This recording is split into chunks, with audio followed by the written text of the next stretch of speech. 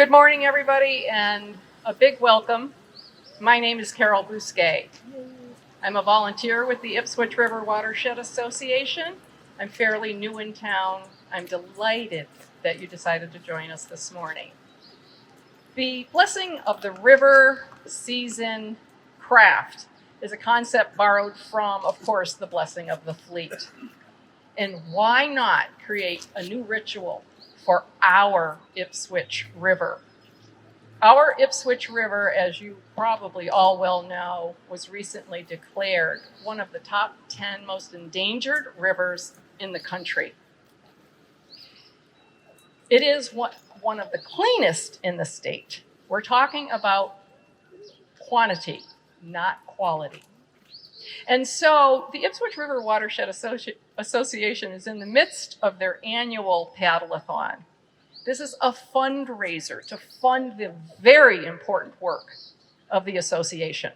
I'm not sure if you're familiar with the work that they do, but there is a sign-up sheet right here. If you'd like to be added to their email list, I invite you to sign up so that you can start seeing the coordination that is going on. There's a national study we're part of. So many intersecting organizations who are working night and day to address the issues that are impacting our river. The concept of the blessing is my fundraising opportunity. We're in a competition with teams up and down the 20 towns that the Ipswich River flows through. That was a punt, so to speak, when COVID hit. They could no longer hold that day-long gathering at the Topsfield Fairground last year, and someone came up with this brilliant concept for us to just create little pods and go out and do our own thing and try to garner donations. And the concept is working like a charm.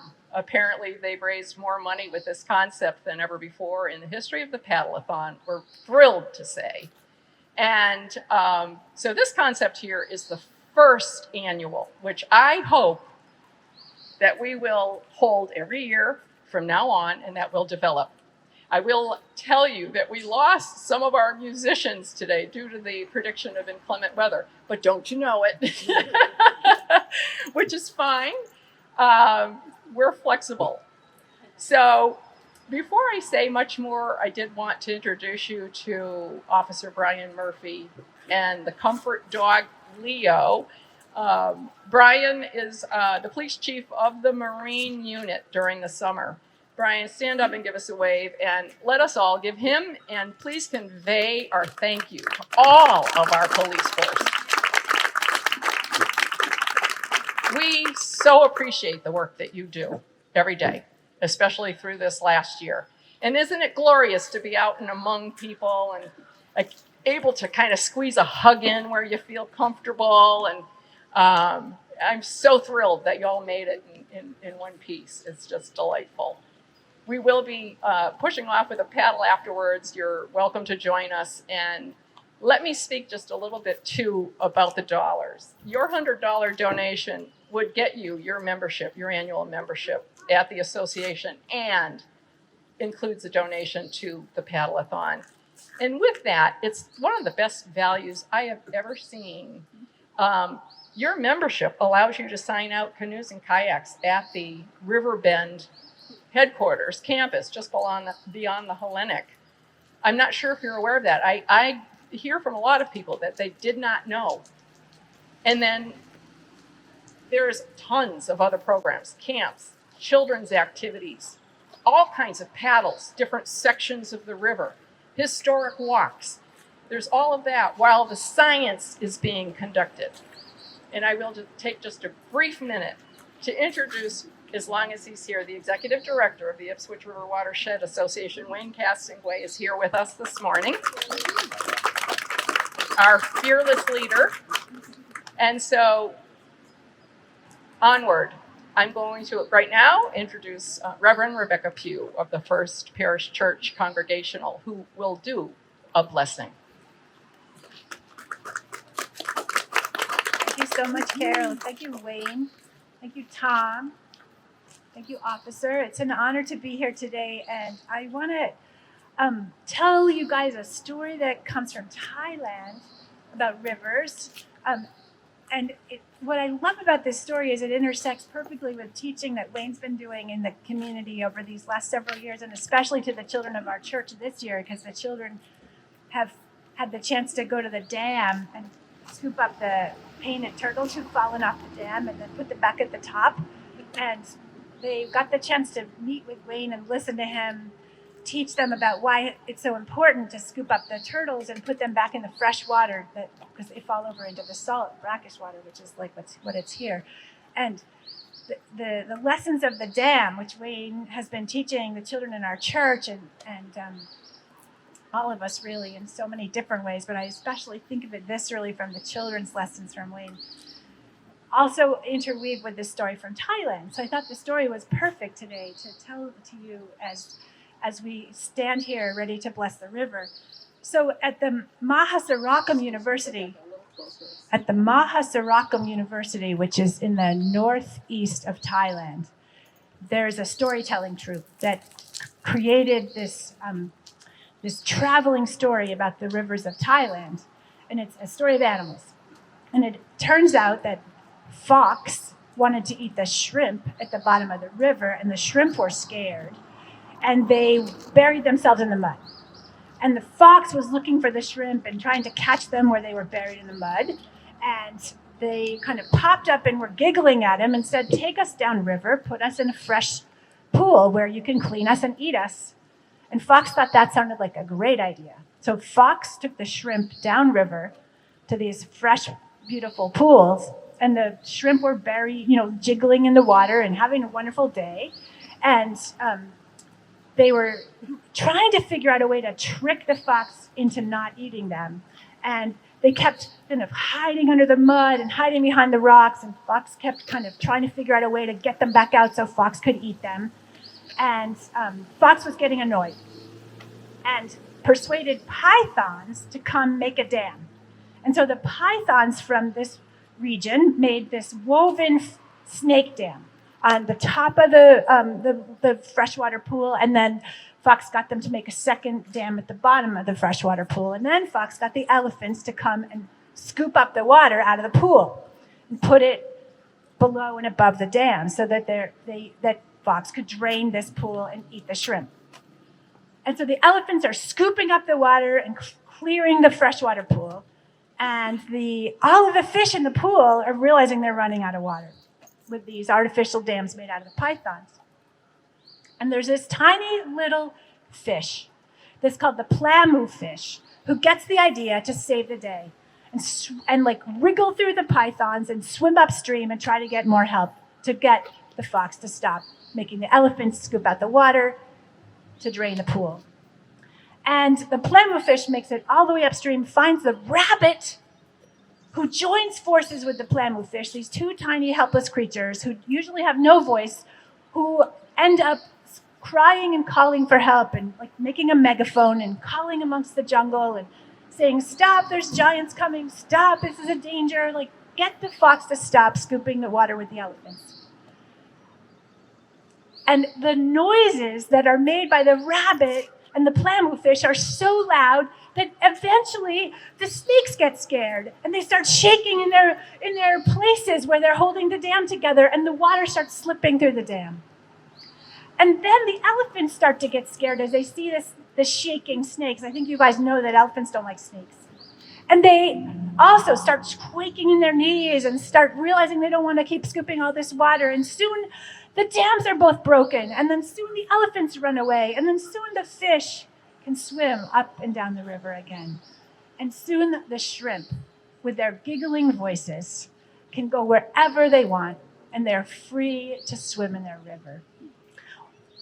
So this story from Thailand, this funny story that the storytelling core from the university brings to us, has some glorious universal lessons that Wayne has been teaching the people of Ipswich.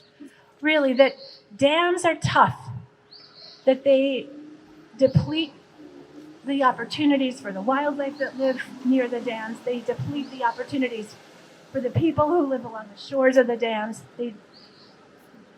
They may have once been valuable for us for generating electricity, but we have better ways now. And the funny image of the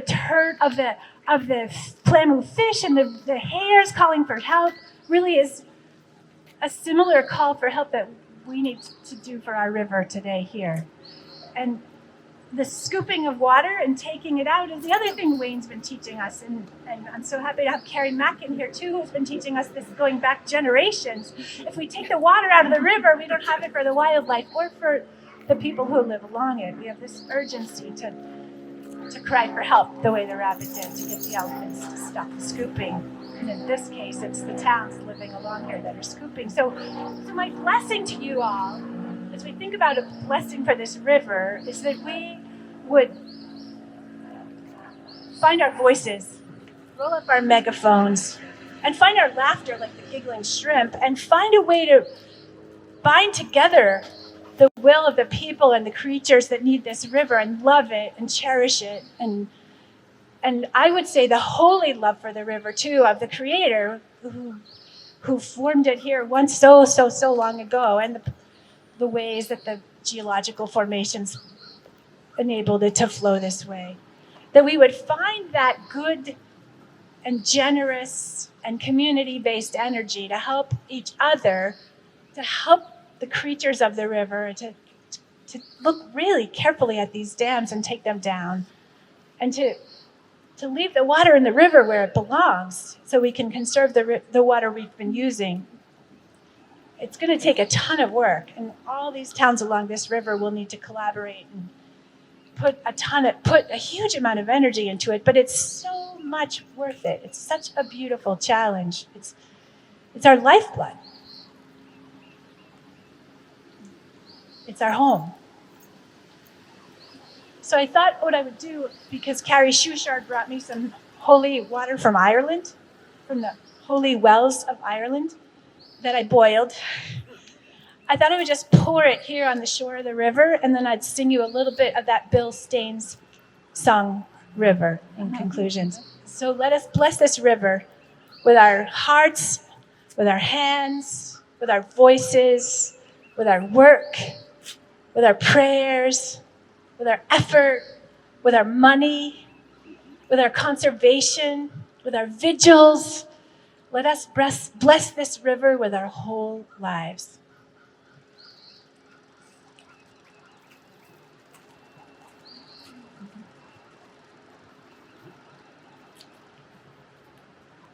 This is the Bill Staines song. River, take me along in your sunshine. Sing me your song, ever moving and winding and free. You rolling old river, you changing old river. Let's you and me, river, run down to the sea. Thank you.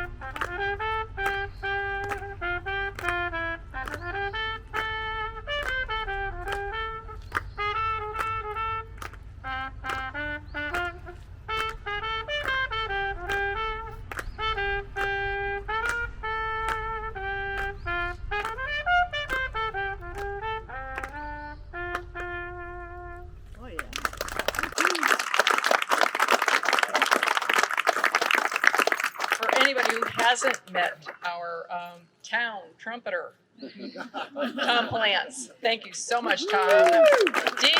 Delightful. Do you have one more in you? Any kind of song you might be able to serenade us with before we part? What are you working on? How about an original? Tom's retired from the Navy band, by the way, if you didn't know that. He did serve 20 years and teaches both at Berkeley and privately, and has numerous groups. He's the artistic director for the Orchestra on the Hill, who I don't know if you were lucky enough to partake after town meeting here in Ipswich. They took advantage of the stage and debuted their performance called Emergence, which of course speaks to emerging from this pandemic, and it was breathtaking. It is a professional orchestra, so therefore, they're looking for folks to support them as well. They have their website where you can get their news and information if you'd like to sign up, and I do urge you to support the arts in our own community with this particular group. The performances are so creative. Not only is it orchestra, but it's visual art and dance and always community oriented. So thank you for that inspiration always, Tom.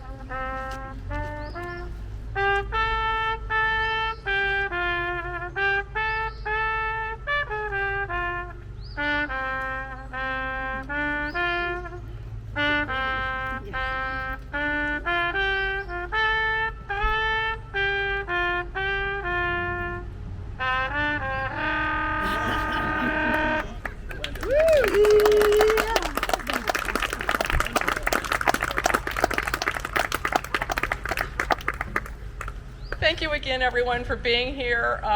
There is a sign-up sheet if you would like to be added to the Ipswich River Watershed Association list. And if you want to donate, you can go online. Please donate to Team Blessing. I am extremely competitive. Next week, we wrap this whole fundraising effort up, and I would love a good showing. So anything you can donate would be so much appreciated. But go for that membership, because we do want to see you back at the Ipswich River Watershed Association, taking advantage of all the programming and supporting the science and the legislation that needs to get done. Thank you very much again.